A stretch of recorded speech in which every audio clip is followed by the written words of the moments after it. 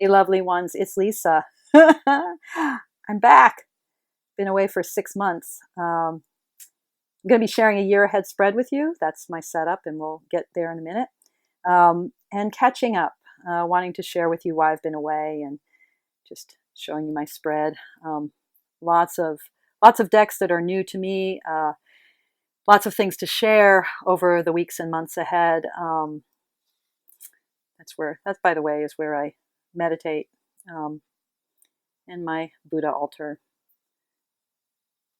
And outdoors in Eugene, Oregon. Yeah, it's beautiful today. So, without further ado, let's get to it. I'm going to pause and flip the camera around. Yeah, hello.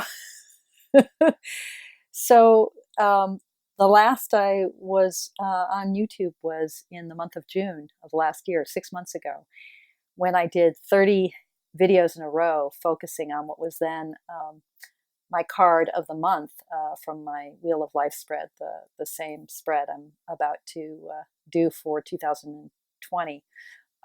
Yeah, so the Tower was my card.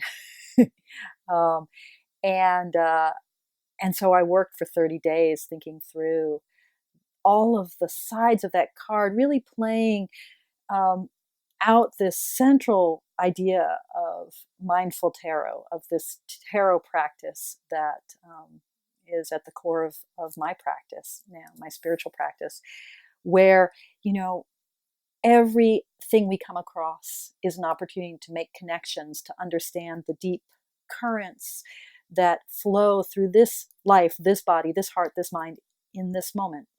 And so, you get the card, the Tower, and it's terrifying because it's the Tower. And so June of 2019, which is also my birthday month, also the solstice month, also my husband's birthday month, June of 2019, I was like, okay, what the fuck? Tower, eek. And so spent 30 days with you all reading through, helped by a bunch of different decks and a bunch of emerging moments in my life during that month. What is the Tower? And the Tower is many things. The Tower is everything, like all of the cards in the tarot, every single card of the 78. It becomes the portal, the door to hunkering down in this present moment and all of its abundance and all of its richness and understanding how it is for us, feeling into how it is for us right here and now. So it was a very wonderful practice, June of 2019. And then July hit. And in fact, July was a Tower month. Can't go into real details because it's not just about my life, but about others' lives as well. But suffice it to say that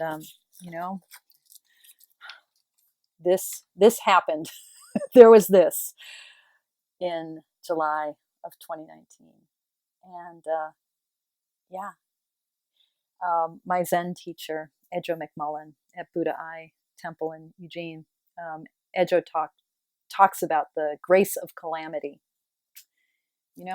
That's what this card is really about. How does every moment enable us an opportunity to see the ground of our existence, to see what we have built, and because it's been built, because it's constructed, it cannot hold. To be willing to come down to earth, to be willing to experience the ground of our being and also the groundlessness of our lives. So so social media wasn't really where I needed to be. I needed to be with family. I needed to be in my practice, my spiritual practice of Zen, and my practice with the cards. I had an amazing time in October, end of September and into October, working with 16 very fabulous folks in my first ever online tarot class, my mindful tarot class. It was, for me, it was a really enriching experience. If any of the folks who took the class are watching this video, feel free to chime in and say all of the, share the gnarly stuff, Lisa sucks, I hate her. You feel free to say nice things too. But at any rate, it was a wonderful experience. So it wasn't like I was away from the world of interacting with my tarot community and even with my online tarot community. I just didn't. I just didn't have it to bring to the channel, or it really to absorb much YouTube at all. And I also, in September, became a full-fledged Dharma teacher within my lineage. And, I'd been teaching the Dharma as a Zen Buddhist in certain ways, but I wasn't empowered to really be a teacher, and was given that privilege, that responsibility. And so I was teaching a lot at the temple and diving into my work at the hospital, and my work with mindfulness in a non-tarot and non-Zen setting, and really coming to experience the tower. This is from Pagan Otherworlds. The tower as this release, this surrender.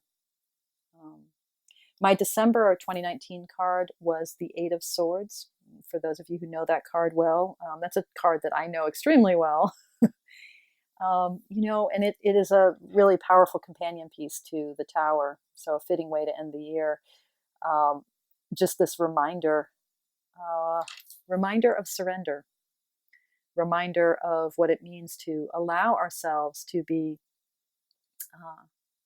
brought back, brought down, raised up, even when we're brought down, by releasing ourselves to our karma, to the world around us, and stop trying so fucking hard to hold it all together. Just letting it be. So I'm coming back to YouTube,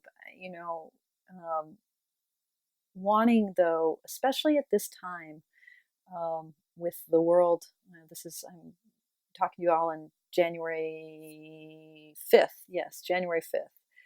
And, between wildfires in Australia and, the craziness of American politics and American foreign policy, and the shenanigans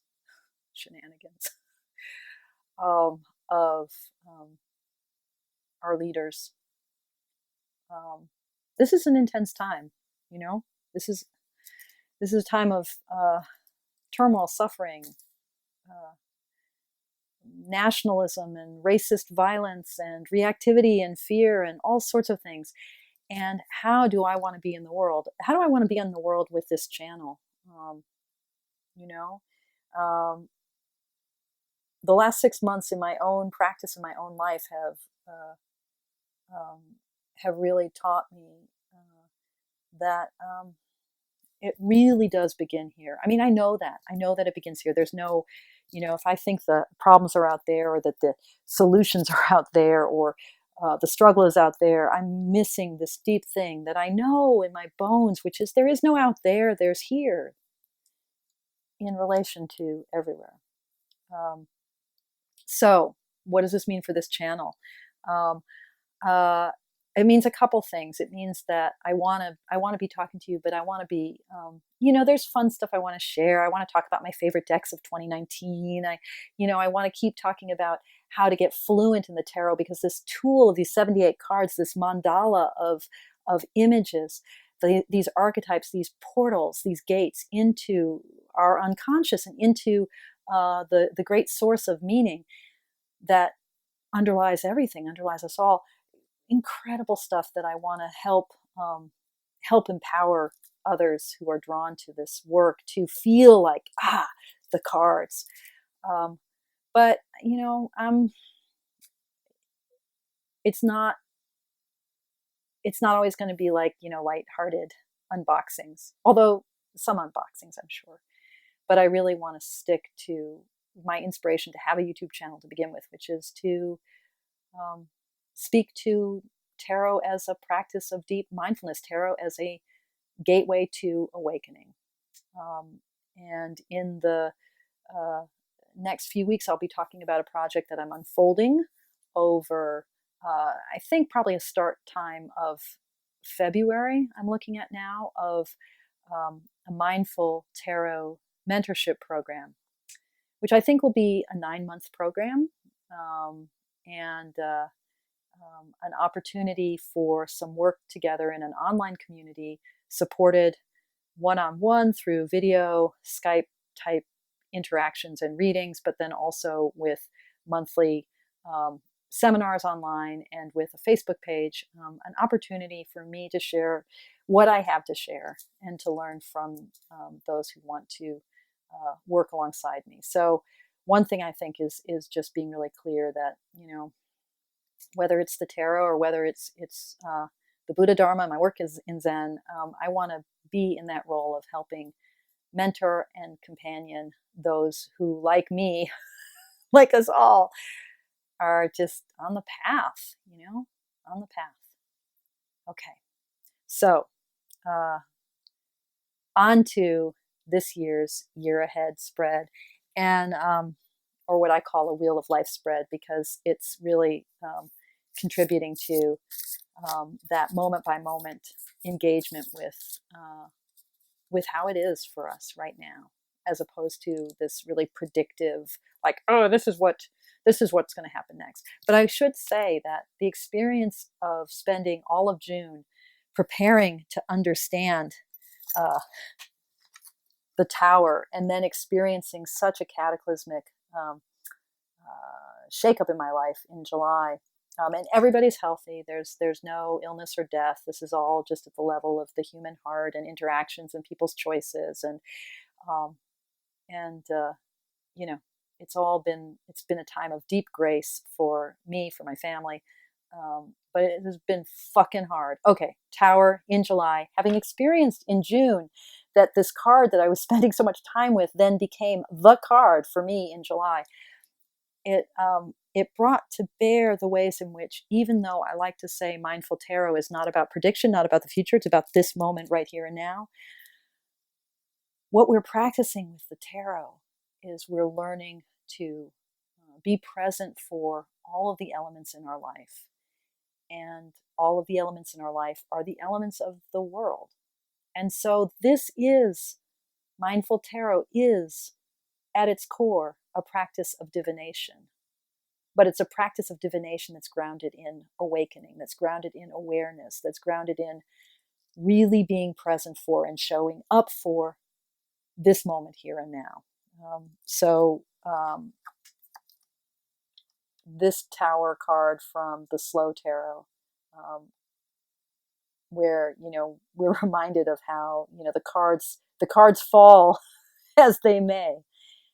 Our job, mindfully with the tarot, is to read the cards as they have fallen and to take in the patterns that have emerged, and that's divination, folks.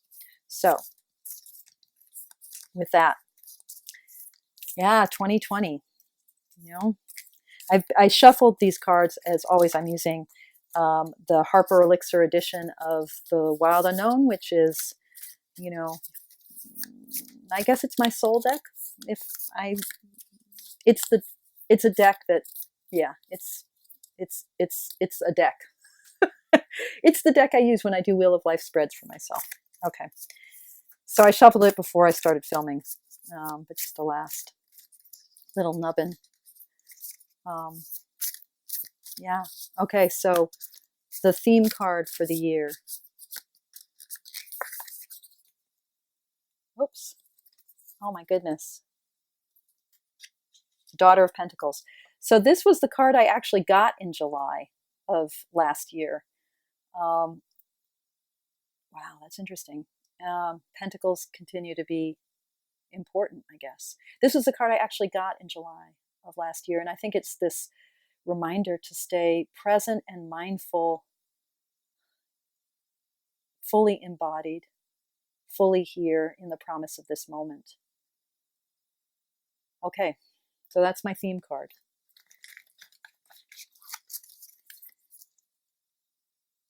The moon.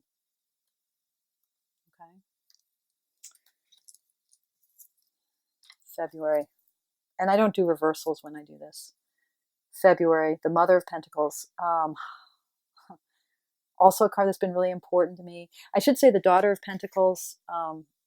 This was a card that I got that I associated. I got this of December of 2018. I associated with the death of my dog Homer.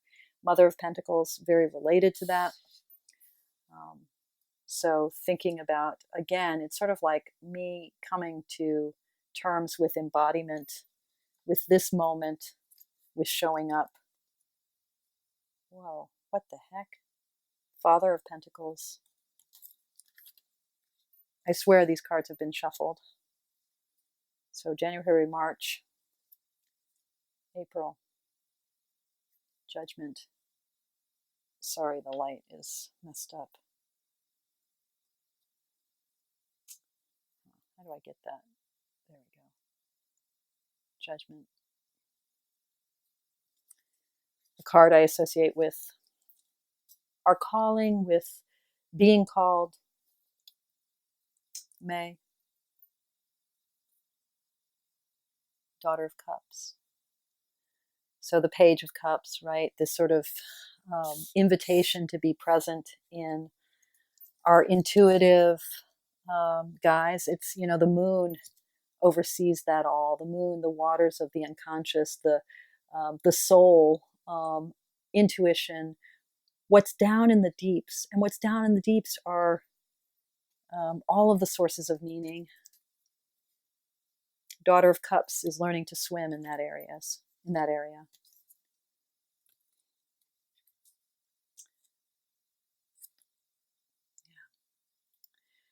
This is like often thought, the Nine of Cups is often thought to be the like the wish card, the wish fulfillment card, right? But for me, the Nine of Cups is about being full as an individual, and just before that moment of turning it over to community. Beautiful, powerful card, but the Devil. What binds us? Where are we trapped? Where are we prisoners of our own greed and longing? How can our desire, what enfetters us, become the possibility of our freedom? So January, February, March, April, May, June, July. Oh, and I should say, Julys have sucked for me for the past 3 years. So I love that I got the Devil for July of 2020. August. Oh, this is a card that I love in this deck because the lightning ignition point of the Eight of Wands to me reminds me of the Tower. So it's it's these moments of clarity and illumination when everything happens in a flash. So that's August. September. Oh, the Hierophant. Again, I love in Kim Kranz's deck what she does with lightning, with insight, with these flashes that can destroy our world, but also empower us. The idea of the key and the lightning. I mean, this is like how Ben Franklin discovered electricity, right? So this is a card of discovery as well in this deck. And discovery that comes through tradition, that comes through lineage, through our ancestors, through our founding fathers. So for me, it always ties also to my work in Zen and my tradition. Okay, so January, February, March, April, May, June, July, August, September, October of 2020. Yeah, oppression, right? The Ten of Wands. So what happens when we become unfettered by our own energies that we've had released, as if energy and vigor and vim and power come from self? That nothing comes from self. It all comes from source. But when we think it comes from self, this darkness, this burden can be the way we experience the illumination of something like the Eight, or something like the lightning and the Hierophant. Okay, November of 2020, a month that will, usher in our next president in this country. Okay, Nine of Swords. Yeah. Okay, anxieties, nightmare. And yet the Nine of Swords, like the Eight of Swords, is just this reminder, and also, like the Nine of Cups, of when the energy of that suit gets stuck in self, and so stuck in self, when you're dealing with the swords or you're dealing with the wands, these pointy suits, being stuck in the self can be stultifying, can feel like nightmare. And yet, if we just broaden our horizon, the nightmarish aspect of our life tends to melt away into something that feels like liberation. So that was November, and this is December. Oh, the Empress. Okay. The unfolding of this world in all its fullness and all its fertility. So, if my theme card for the year is the Daughter of Pentacles, which reminds me of this, it reminds me of the death of my dog Homer. It reminds me of what Homer represented to me. This is Homer's card in a lot of ways. So Homer just, his love, his openness, his presence, his deep, the ways in which through Homer I got to understand, like, the groundedness of being an embodied, alive being. When Homer died and my husband and I were there with him, it's sort of like the life leaves, but the body, this is why I can never believe that there's an absolute split between flesh and spirit, right? Because we are still attached to this earth, even as whatever animated us ceases to be. And what that attachment to the material, embodied, physical, concrete oomph of life, what that attachment is, that's got to be what anchors me this year, and what in anchoring me helps me speak to whoever I'm speaking to, like you. And then the Empress, ending the year with the Empress. Okay, so this reminder of the fertility and fecundity and richness and abundance and growth of this world. So starting with the moon, ending with the Empress, a lot of the feminine here this year, and guided by this sweetest of all feminine figures in this deck, the Daughter of Pentacles. Okay. Yeah, I'm back. Those of you who've left me messages in various places and inquired after me, worrying about me or telling me that you missed me, huge appreciation to you.